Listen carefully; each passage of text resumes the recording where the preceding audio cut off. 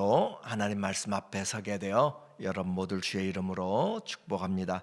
하나님 말씀은 에스겔서 17장 22절 23절입니다.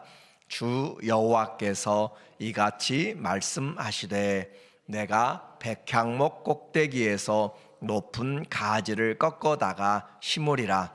내가 그 높은 새 가지 끝에서 연한 가지를 꺾어 높고 우뚝 솟은 산에 심되 이스라엘을 높은 산에 심으리니 그 가지가 무성하고 열매를 맺어서 아름다운 백향목이 될 것이요 각종 새가 그 아래에 깃들이며 그 가지 그늘에 살리라.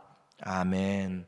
오늘은 수수께끼와 비유라고 하는 주제로 말씀을 같이 나누겠습니다.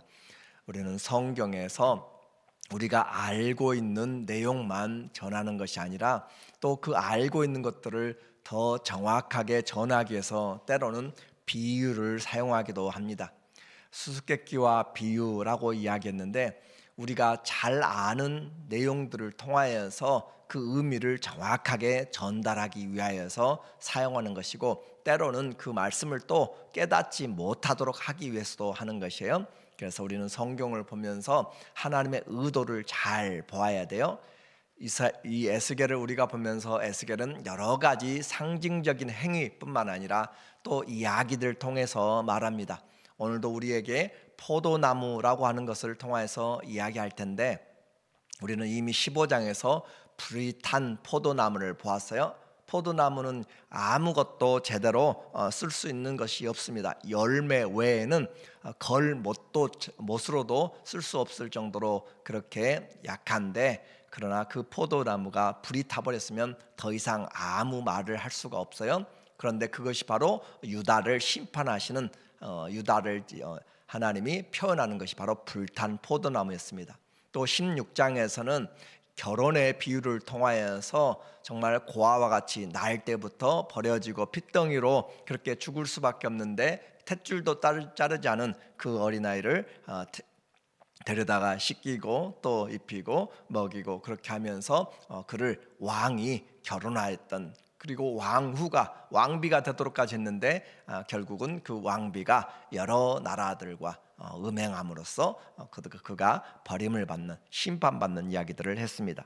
오늘 17장에서 다시 이야기하고 있는 이 수수께끼와 비유예요. 그래서 이 17장에서는 큰 독수리 2마리와 포도나무, 백향목이란 것들이 나타나게 돼요. 그러니까 우리가 성경을 읽으면서 그냥 그 성경의 글자로만 읽으면 성경을 읽기는 읽었는데 무슨 의미인지를 알지 못하게 됨으로써 우리가 하나님의 의도를 알지 못하는데 오늘 이 내용은 유다 나라가 국제 정세와 또 이 그들이 처해 있는 현재 상황들을 통하여서 왜 멸망하게 되었는가라고 하는 것을 또 비유로 우리에게 설명을 해주고 있어요. 그리고 그 심판뿐만 아니라 종말론적으로 그 연한 가지가 다시 회복될 것을 말하는 그런 내용이에요. 먼저 그 1절을 보게 되면 여호와의 말씀이 내게 임하여 이르시되 하나님의 말씀이 임하는 것 그것이 우리 인생의 가장 축복이라고 했습니다. 인자야 너는 이스라엘 족속에게 수수께끼와 비유를 말하라. 인자는 사람의 아들이라는 표현으로서 이 이스라엘 족속에게 수수께끼와 비유 그래서 여호와께서 이같이 말씀하여 이르시되 색깔이 화려하고 날개가 크고 깃이 길고 털이 숱한 큰 독수리가 레바논에 이르러 백향목 높은 가지를 꺾되라고 그렇게 시작하고 있어요. 그래서 이 에스겔이 지금 이야기를 백성들에게 하고 있는데 아주 크고 화려하고 그렇게 아주 털이 많은 큰 독수리입니다. 그런데 그 독수리가 지금 레바논에 와서 백향목 가지를 꺾었다라고 그렇게 표현하는데 이것은 비유들을 지금 이야기하고 있어요. 그래서 이 색깔이 크고 화려한 이 큰 독수리는 먼저 첫 번째 독수리의 이야기로서 이것은 바벨론 왕 느부갓네살을 이야기합니다. 이 독수리는 새의 왕이라고 이야기하죠. 그래서 이 독수리가 와서 이 레바논에 이 레바논은 우리가 말하기를 예루살렘으로 그렇게 표현하고 있어요. 그리고 예루살렘에 왔는데 그곳에 백향목의 높은 가지를 꺾었다라고 그렇게 이야기함으로써 이 백향목의 높은 가지를 꺾어서 그것은 바로 다윗 왕조의 왕들을 이야기하고 있는데 여기서는 여호야긴이라고 하는 왕을 지금 표현하고 있어요. 그래서 4절에 보면은 그 새가 와서 그 연한 가지 끝을 꺾어 그 백향목의 그 연한 가지 끝, 그러니까 백향목은 다윗의 왕조라고 그렇게 왕들이라고 이야기했고 그곳에 연한 가지, 이제 아주 무른 그리고 힘이 없는 것이죠. 연한 가지 끝을 꺾어 가지고 장사하는 땅에 이르러 상인의 성읍에 두고, 장사하는 땅, 당시에 바벨론이 세상을 지배하고 있으면서 바벨론을 장사하는 땅으로 그렇게 표현해요. 그래 바벨론에 이르러 상인의 성읍에 두고, 또 그 땅의 종자를 꺾어 옥토에 심되 수양버들 가지처럼 큰 물가에 심었더니 또 하나의 종자를 심어 놓습니다. 이것은 바로 여호야긴이 포로로 끌려가서 그 뒤에 이어지는 마지막 왕 유다의 시드기야 왕을 비유로 지금 하고 있어요. 그래서 이것은 597년에 이스라엘이 세 번째 유다가 바벨로니아에서 침략을 당할 때 상황을 우리에게 말해주고 있습니다. 그래서 이 3개월 10일 동안 왕이 되었던 여호야긴이 끌려가고 그리고 그를 대신해서 시드기야 왕을 세웠다라고 하는 그런 역사적인 사건을 지금 이야기하고 있습니다. 그래서 이 시드기야 왕을 세워서 했던 것은 이제 바벨론을 섬기라라고 하는 거예요. 그래서 바벨론과 언약을 맺고 그렇게 섬기도록 했는데 시드기야는 바벨론에 대해서 바벨론의 정책을 펴려고 한 사람입니다. 그래서 그 나라를 대적하기 위해서는 또 다른 나라, 또 다른 독수리라고 표현하는 이집트의 바로 느고라고 하는 그 왕과 함께 연합을 해서 그 나라를 대적하려고 했던 그런 바벨론 정책을 지금 하고 있는 이 시드기야를 이야기해요. 7절에 나오고 있어요. 또 날개가 크고, 첫 번째 독수리는 바벨론의 느부갓네살 왕이었고 두 번째 독수리죠.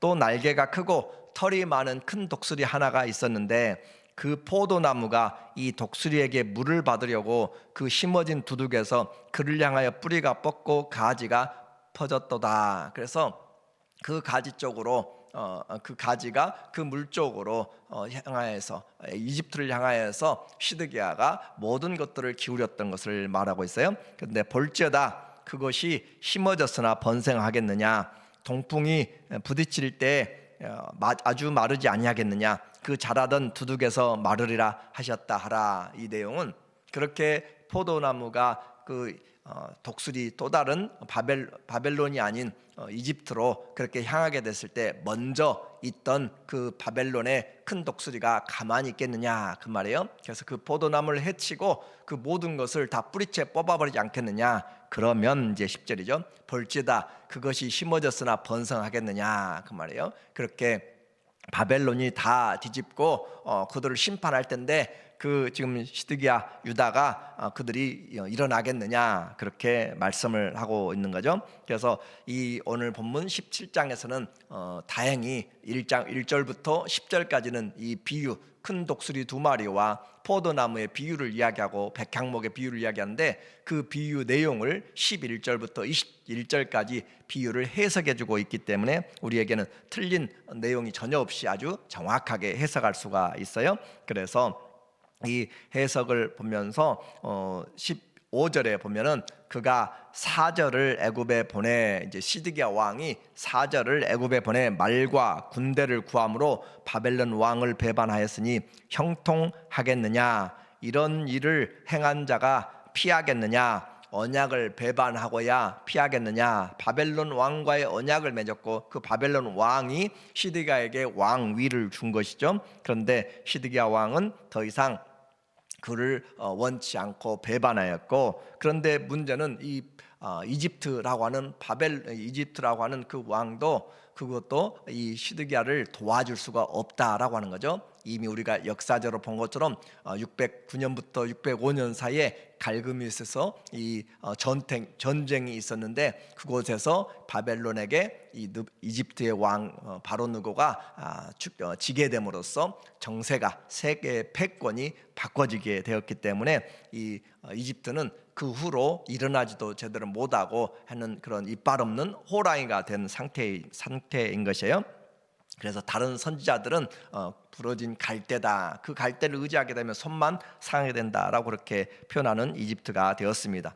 이렇게 해서 바벨론의 침략과 전쟁은 단순히 이렇게 국제적인 그리고 나라를 정복하기 위한 그런 것들로만 보지 말고, 또 다른 편으로는 이 유대가 왜 멸망했는가? 군사력이 부족해서, 경제력이 약해서, 사람들이 없어서, 인구가 작고 그렇게 천연 자원이 없어서 멸망한 것이 아니라 하나님의 언약을 깨뜨렸기 때문에 망했다라고 하는 것으로 성경은 우리에게 말하고 있어요. 그러니까 이 시대에도 우리는 세상을 보는 그런 눈들을 좀 우리가 봐야 되는데, 사람들은 이유를 많이 찾습니다. 내 출신 배경이 좋지 않고, 내가 많이 배우지를 못했고, 가지질 못했고, 건강하지 못하고, 그러나 그 모든 것들도 우리에게 어느 정도는 문제들이 일으킬 수 있지만, 가장 중요한 것이 우리에게는 그리스도 안에 있으면 내게 능력 주시는 자 안에서 우리는 넉넉히 시험들을 이겨낼 수 있고, 하나님이 함께 하시면 우리가 무슨 일인지 할 수가 있다라고 하는 거죠.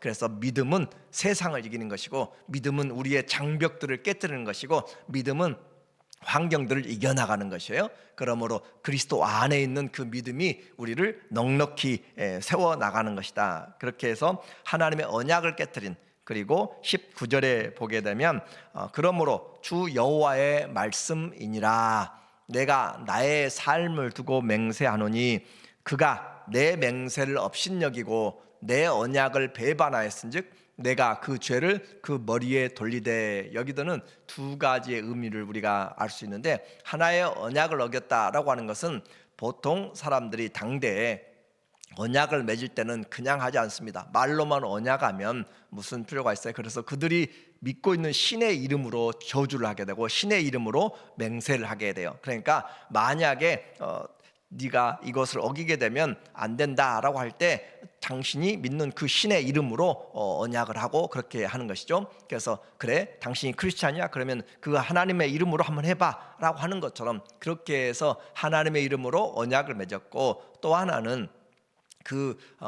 이 시드기야 왕과 우리가 예레미야에서 보았던 것처럼 하나님의 이름을 가지고 그들이 노예들을 또 종들을 다 해방시키고 하나님 앞에 언약을 세웠는데, 그 해방시킨 종들 다시 다 불러서 잡아와 버린 것이죠. 그래서 그 언약, 어떤 언약인지는 우리는 정확하게 모르지만 그 언약을 배반하였은즉 내가 내 그 죄를 그 머리에 돌리되 그 위에 내 그물을 치며 내 올무를 걸리게 하고, 그리고 바벨론으로 가서 나를 반역한 그 반역을 거기서 심판할지며. 여기서 보면 바벨론이 그들을 심판하는데 하나님이 심판하는 것으로, 그렇게 하나님 자신이 하는 것으로 그렇게 이야기하고 있어요. 그래서 하나님은 세상의 열방의 나라들을 하나님의 종으로 그렇게 사용하고 있는 것이고, 하나님의 일들을 사람들을 통해서 하고 있음을 우리가 알게 됩니다. 이 땅의 모든 행정들, 이 땅의 모든 다스림 계획들이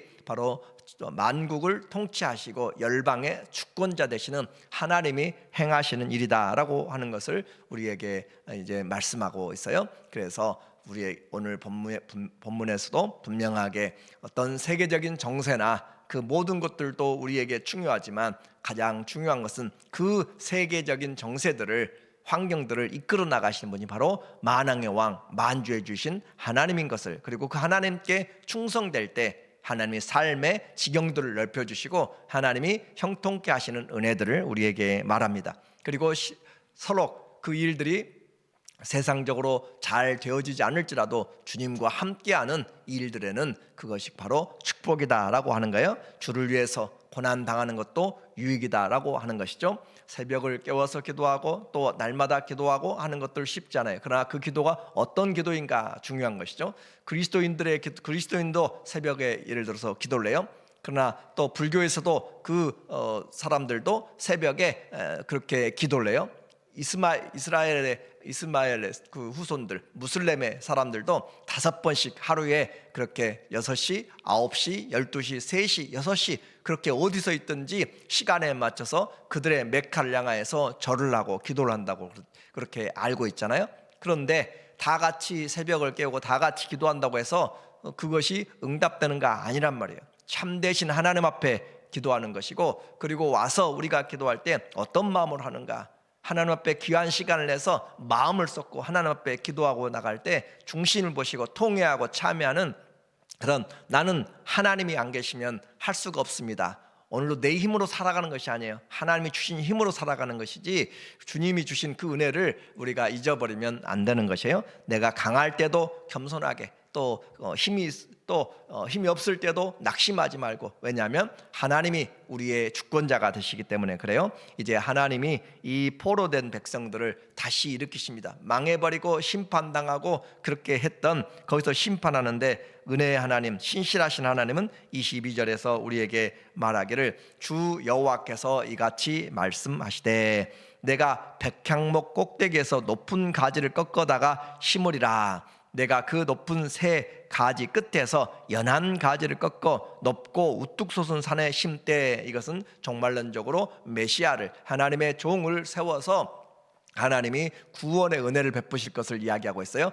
다윗의 후손 중에서 하나님께서 연한 가지를 꺾어서 높이 솟은 우뚝 솟은 산에, 예루살렘 시온산에 심을 것을 말합니다. 이스라엘의 높은 산에 심으리니 그 가지가 무성하고 열매를 맺어서 아름다운 백향목이 될 것이요 각종 새가 그 아래에 깃들이며 그 가지 그늘에 살리라. 그래서 오늘 이 내용은 예수님 마태복음 13장 32절에서 천국의 비유를 드시면서 겨자씨 하나가 땅에 심어져서 볼 때는 정말 가장 작은 씨로되 그가 자라가면 그 안에 많은 새들이 와서 깃들이니라 라고 하면서 이 본문의 내용을, 하반절의 내용을 그렇게 인용을 하고 있어요. 그래서 우리에게 이 종말론적으로 유다의 심판은 피할 수 없음이 여러 비유와 또 상징들로 그렇게 이야기되고 있습니다. 그러나 언약의 신실하신 하나님이 그들을 다시 세우리라.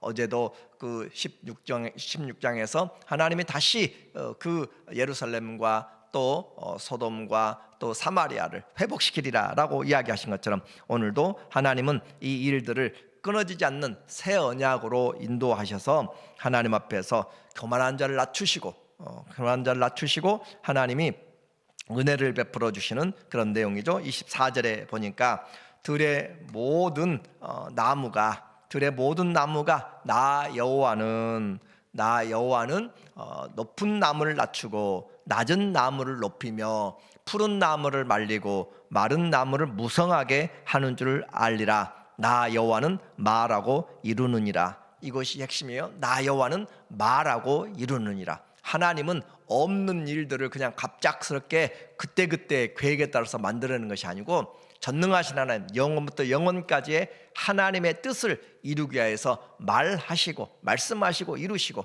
말씀하시고 행하심으로써 하나님이 하나님 되심을 말합니다. 오늘도 우리에게 하나님이 하나님 되심을 우리가 믿는다면 우리의 형편에서 무엇을 하든지 하나님의 성품이죠. 높은 곳을 낮추시고 낮은 나무를 높이고 푸른 나무를 말리고 마른 나무를 무성하게 하는 줄 알라. 그 말은 하나님 앞에서 살아갈 때 교만한 자는 하나님이 대적하는 자는 낮추실 것이고, 또 낮아진 자는 하나님을 의지하면 높아질 것이고, 주님께서 행하실 때 주님이 모든 일들을 행하시고, 그래서 우리의 인생 하나님이 하나님 되심을 우리가 믿는다면 오늘 내 형편의 환경에서 좌절하거나 낙심하지 아니하고, 또 이루었다고 모든 것이 내 뜻대로 된다고 교만하지 아니하고, 모든 것이 주의 은혜인 것을 알아서 주님으로 말미암아 믿음을 가지고 생명과 주권이 하나님께 있으므로 우리는 충성된 하나님의 증인되어서 이 아름다운 하나님의 사랑과 놀라운 은혜를 끝까지 바라보면서 나는 주님께 속하였고 주님은 나의 증인이 되시고 그런 믿음의 관계로 승리해 나가시는 저와 여러분 되기를 예수님의 이름으로 간절히 축원합니다. 아멘. 기도합니다. 하나님 아버지, 세상의 정세와 또 우리의 모든 형편들까지도 낱낱이 보시며 여호와는 말씀하시고 이루시는 하나님인 것을 오늘도 들었습니다. 우리 귀에 들려진 대로, 우리 눈에 보여준 대로 하나님 우리에게 심겨진 그 말씀들을 통하여서 끝까지 그리스도 안에서 살게 하시고 오늘도 주님을 살아가는 귀하고 복된 기회가 되도록 인도하여 주시옵소서. 예수님의 이름으로 기도합니다. 아멘.